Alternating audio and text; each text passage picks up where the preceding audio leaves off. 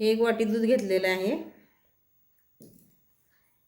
त्याच्यामध्ये आपण 1 वाटी दुधामध्ये 1 वाटी पिठी साखर घातलेली आहे आणि थोडी वेलदोड्याची पावडर घातलेली आहे आणि हे घातलेलं आहे, दूध घातलेलं आहे, रवा घातलेला आहे.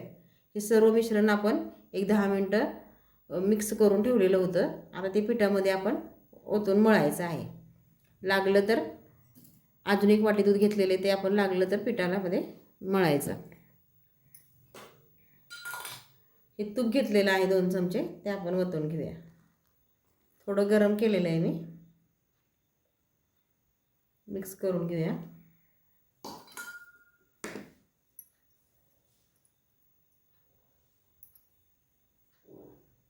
छानपैकी असा गोळा करून घ्यायचा.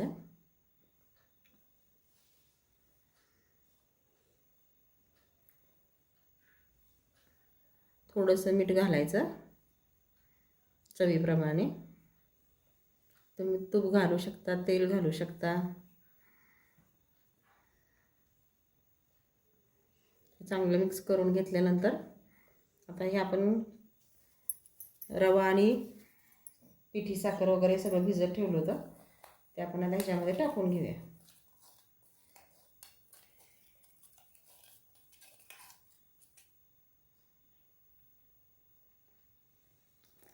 थोडं थोडं टाकून मळून घ्यायचं. थोडं तूप टाकल्यानं छान होतात कडाकण्या. असं चांगलं मळून घ्यायचं आपण.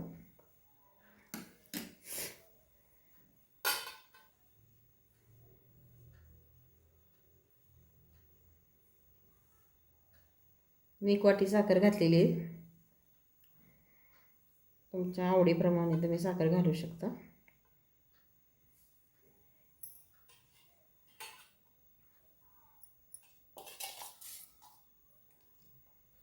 कारण आपण सगळं हे मिक्स केलेलं ओतून घेऊया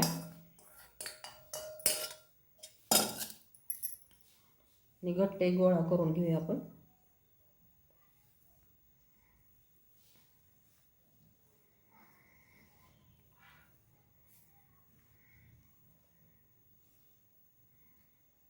लागलं तर थोडंसं दूध घालून घ्यायचं वरती.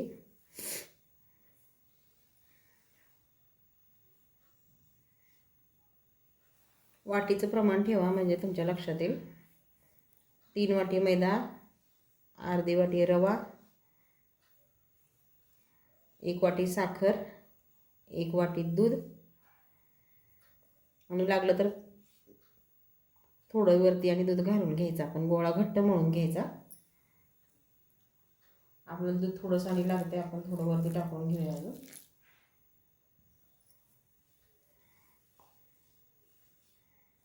असं घट्ट गोळा मळून घेऊया.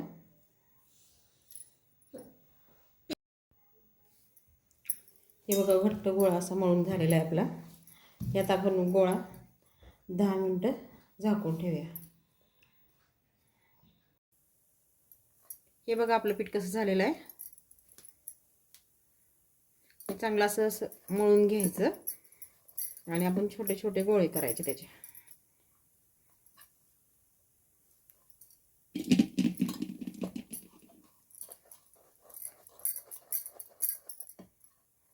असे छोटे छोटे गोळे करायचे आणि लाटायचे. असे लाटे करायचे.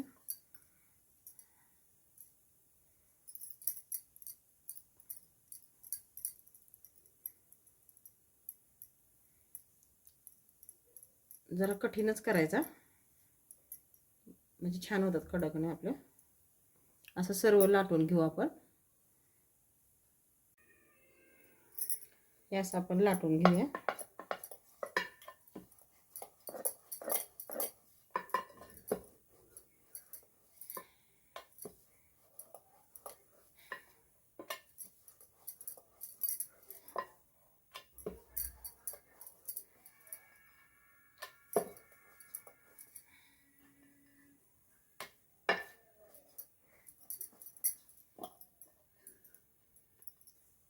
असं लाटून घ्यायचं.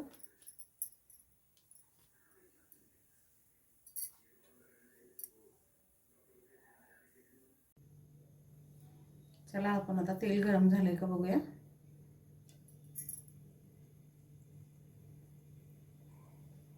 तेल गरम झाले की थोडा गॅस कमी करायचा.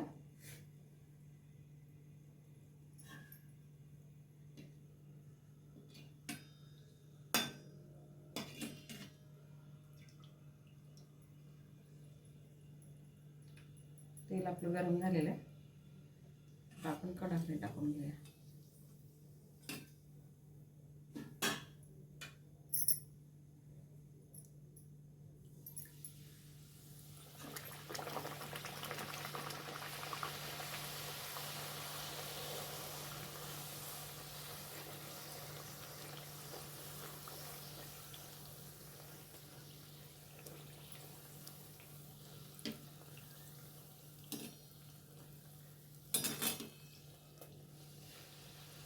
चांगलं राहील परत नाही आपल्या.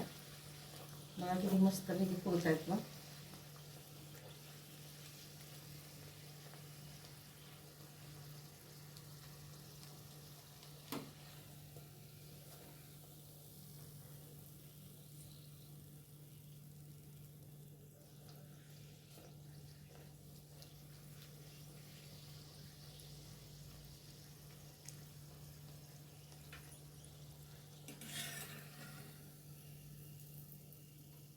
जास्त पण लाल भाजायची नाही, अशीच भाजून घ्यायची.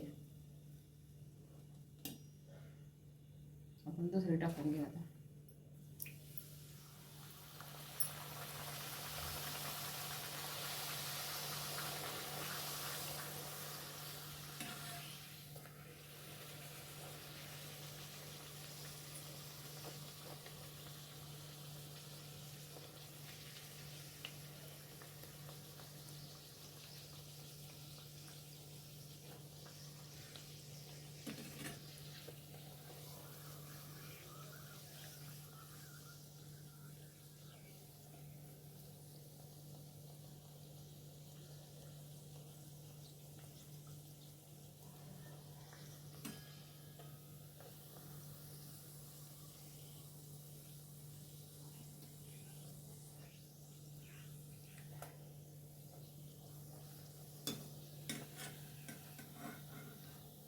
जास्त पण लाल काढायच्या नाही, अशाच भाजायच्या सर्व.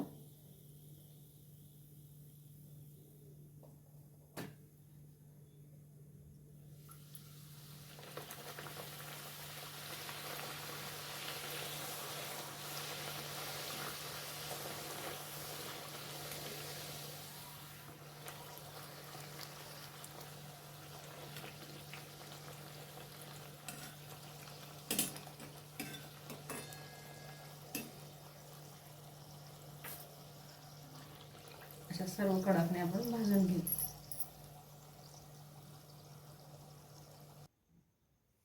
हे बघा आपल्या कडाकण्या कशा झालेल्या आहेत.